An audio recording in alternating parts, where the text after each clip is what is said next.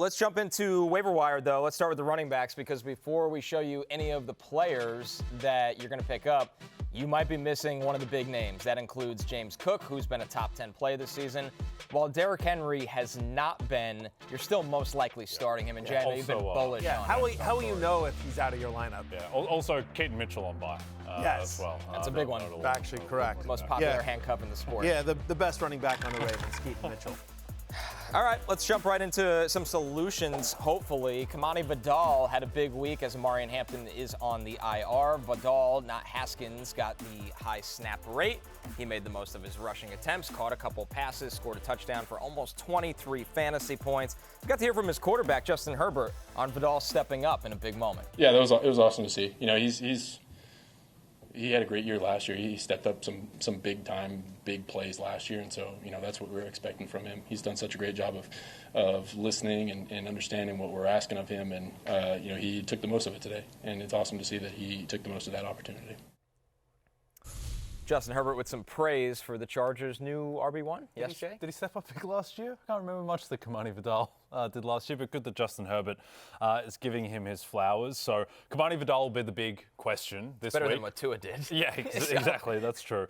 Yeah, that's not great. Things aren't going great in Miami. I'm not sure how long Mike McDaniel is for South Florida, but Kimani Vidal, so he has the 18 carries, which is the main indicator, just the usage, and he made a lot of those carries. Now he's going up against the Dolphins' run defense, which is one of the weakest run defenses in the league, but we're going to expect Joe Alt will come back and should stabilize this offensive line a little bit for the Chargers. So I think, look, everyone is going to go head over skis for Kimani Vidal in the same way. Like he's kind of the Woody Marks of a couple of weeks ago, I would say. So I've gotten a few questions from people about how much fab you should spend on Kimani Vidal. Matthew, what would be your response? I think it sort of depends on the situation, right? It's always hard to answer those questions in a vacuum because it's like, sure, are you sitting here and you know, you're 2-3, you're 0-6, like what? Or 2-4? Are you 0-6? Are you, are you 4-2, right? So sort of, what's your situation? What's your running back depth? I think I would probably spend, if I needed a running back, I would spend somewhere between 25 to 35% of my fab, with the idea that might not get him. So I think everything you just said is right. Look, Amarian Hampton is going to come back, although it might be longer than the 3 weeks that are left. And this was a good game, but it was a good game against Miami. And everyone has sort of a good game against Miami. They play the Colts this week, give up the 8th fewest fantasy points to opposing running backs. They're a top 10 run defense over the last 4 weeks. Then they're home to Minnesota. Then they're at Tennessee. Then they're home to Pittsburgh. So you sort of see that schedule right there. At the Jaguars, which is a tough matchup, and then it's a bye in Week 12. So you're really talking about, you know, next 3 to 4 weeks. Like you would expect it at the minimum, Hampton is back in Week 13 for the home game against the Raiders. So how much do you want to use? Now, the positives of Vidal are that he's used in the passing game, right? I mean, like he had an 88 utilization score last week, which is 7th among all running backs in Week 6. He also had a double-digit target share in this game. They're not scared to throw him the ball in the flat, and so that may mitigate some of the issues that they have with the offensive line. At your point, like if Alt comes back, whether it's this week or, you know, in 2 weeks, that's obviously going to help. So I would be aggressive, but I wouldn't go crazy because unlike Woody Marks or Quinshon Judkins, where we're like, there's an easy path to see where this is the guy throughout the rest of the season, even though it didn't actually work out for Marks.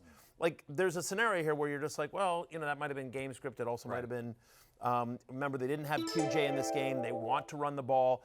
They want to throw the ball. Schedule gets tougher. Hampton's coming back. Sean Scarborough says, I would hold on Haskins. I don't think that's crazy. No.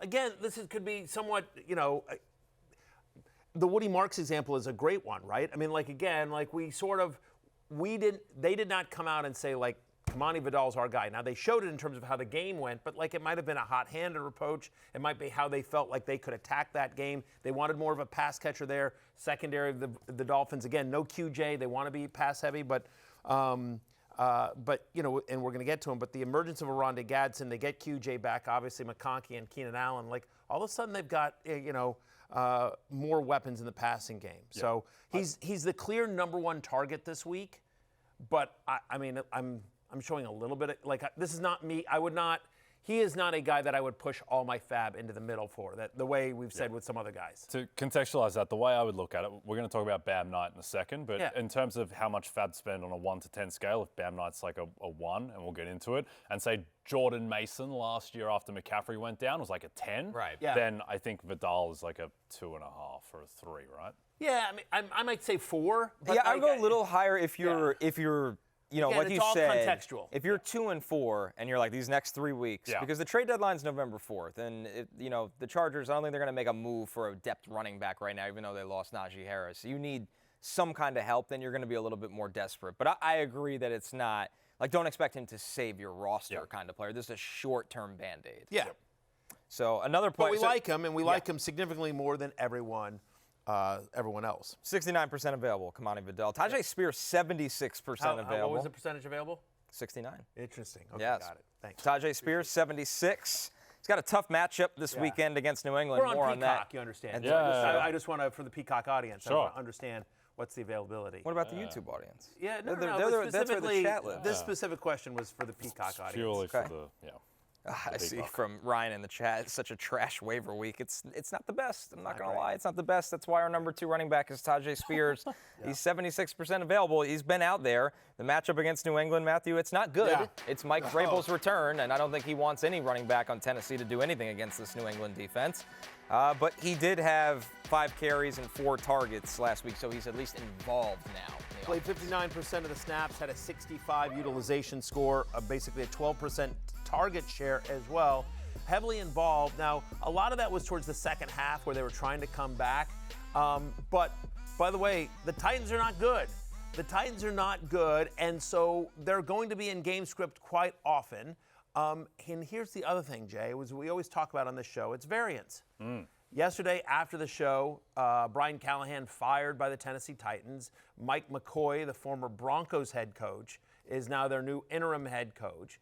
And so there's variance here. We don't know how Mike McCoy and the quote-unquote new staff feel about Tony Pollard versus Tyjae Spears. But what I would say here is that, you know, for the first, up until last week, like it was all Tony Pollard because Tyjae Spears was on IR, and it got Brian Callahan fired. So, I mean, just, you know, if you're Mike McCoy, if you're this offensive staff sitting there going like, well, that guy's out the door, like, let's try something different. And I don't know how many, there's a little bit of rearranging the chairs on the Titanic here, you know, in terms of just the roster that is the Tennessee Titans, but there's some potential variance here. There is some variance. So 2 things. One, congratulations to Tyjae Spears, who just went past Kenyon Drake in terms of lifetime mentions on the Tuesday Waiver Wire show. 2, I do think there is some upside just because Callahan and the show that they were running, Connor, it might have been the worst coaching operation in the NFL, along with your New York Jets. They had a sequence at the end of the half against the Colts in week 3 where they couldn't figure out their field goal unit, where it's like, this shouldn't happen in high school. Like, it was just a complete debacle, and that may have infected the offense, and there is still upside. Like, there are still talented players on this offense. It's not going to be great, but I think it can get to competence. I agree. I get what you guys are saying. The problem is Callahan gave up play calling weeks ago, and Bo Hardegree is still the play caller. So, like, maybe the influence from the top does change some things. But if the play caller is the same, I don't think you're going to get some giant spike in usage. Well, unless, again, McCoy may just literally say, like, that's the guy I want. If there are some positives to point to, again, nice usage in week 1. He is going to be the third down, their long down and distance back, their 2-minute drill guy. He's their passing down back. And this is a bad team that is often going to be in negative game script and having to throw, especially against the Patriots and the red-hot Drake May. So New England, who, believe it or not, is actually bottom 10 in terms of most receiving yards allowed to opposing running backs, Tyjae Spears has potentially some flex opportunity here in a 12-team or deeper league. He's available in 76% of leagues. But, again, it's an ugly week for waiver wire, but he is the second best option out there. We didn't even get to the injuries yet, specifically at wide receiver and tight end. So you're probably looking to fill out a roster. This one from David. Ridley's hamstring could change the balance of Tennessee. Yeah, I mean. No, the balance is still crappy. Yeah, that's the problem. I don't know that it changes anything, but it is a significant target earner on the Titans that is not going to be there. So as we look at sort of that passing attack. Bam Knight, our last running back here. Yes, New York besides our Jets great. That's right, former Jet legend Bam Knight, 88% available. He's out there. He basically split this backfield with former other Jet great running back Michael Carter. 11 carries, 34 yards. He did fall into the end zone. He had 1 catch for 20 receiving Where's yards. Sean Green? Yeah, Bilal Powell. Right, Leon Washington. Yeah. Yeah, Leon Washington. Joe A McKnight. Madden superstar. How about Leon Joe Washington. McKnight? Rest that in week peace, 17. Joe McKnight. Legend. Yeah. Legendary Jet. What about, I'm looking forward to, Jay, this offseason where there's, some local bar, probably in in Queens, where Connor Rogers is hosting like a Jets offseason chalk talk with Bam Knight and Michael Carter. Right. We love having Arizona Cardinals on our show. Yes. Exactly. Yep. It's kind of an off-season Badlands where it's just sort of like, talk to me. Because you're not going to get any real Jets, but some former Jets. Yeah. Wayne Corbett's always around. You can grab him. He is. Wayne Corbett is around. He was in London with the team. Chad Pennington. Chad Pennington. Todd Zeal, probably not available for that. So No, we can't get Todd. No, exactly. wouldn't expect you to get Todd. But you're at some hole in the wall in Queens. Talking to Bam Knight. If you're picking up Bam Knight, people. good luck. That's you're in trouble. I mean, Bam Knight. No relation to Bam Bam Funkhauser from Curb Your Enthusiasm, for those wondering, or Adebayo. But Bam Knight. So people were absolutely up in arms after there was the reporting going into the game that Bam Knight was going to be the starter and that Michael Carter was getting every single carry. And then Bam Knight got a bit more involved. He got the first goal line carry. He gets into the end zone.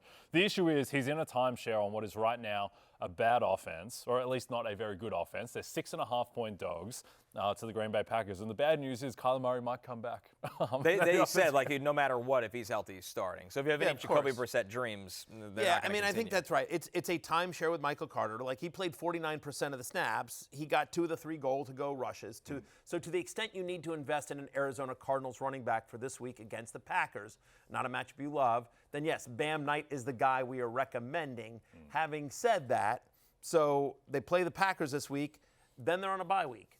And so then they come back and they're at Dallas, but could Trey Benson be back by then? We don't know, right? Because I think this was the second week, and so he'd be out again another week, I think. And that's a favorable matchup, but again, you don't want to be shelling out for Bam Knight for one matchup against the Cowboys, 3 weeks from now, effectively. Without the Rico workload. Like, he's not going to be like the alpha back of this, which you love against the Cowboys, but it's a split share. Exactly. So Bam Knight, a reasonable backup plan if you're desperate to put in your flex and hope that you get 8.5, 9 points out of him, but not a great deal of upside right now on the Cardinals. Kimani Vidal, we're letting you recover. Yeah, thanks. Appreciate that. Right? No, not necessarily, but that's all right. I think I can last for 45 more minutes, but you never know. Keeps tuning in.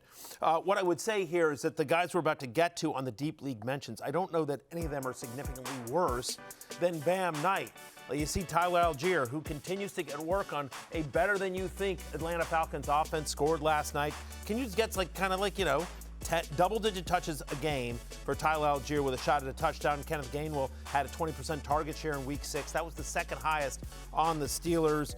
We keep talking about Kendre Miller, 3 straight games with 9 or more touches. Kamara just feels, I know they say he's not going to be traded, which totally means I think he's going to get traded. Sean Tucker, look again, no Bucky Irving again. More usage for Sean Tucker last week than the week before. He scored the touchdown. And we keep waiting for Brashard Smith and the Chiefs to use him. I don't get it. He's so explosive, given just kind of the plotting nature of what else they have in that running back room. Hey, it's Matthew Berry from NBCSports.com and RotoWorld.com. And I want to thank you so much for watching whatever it is you just watched. Or if nothing else, being too lazy to click out of the autoplay after this video started, after whatever it is you actually wanted to watch finished. But now that you're here, I'd like to take a moment here to ask you respectfully now, okay? I'm asking you respectfully to subscribe to the NFL on NBC YouTube channel.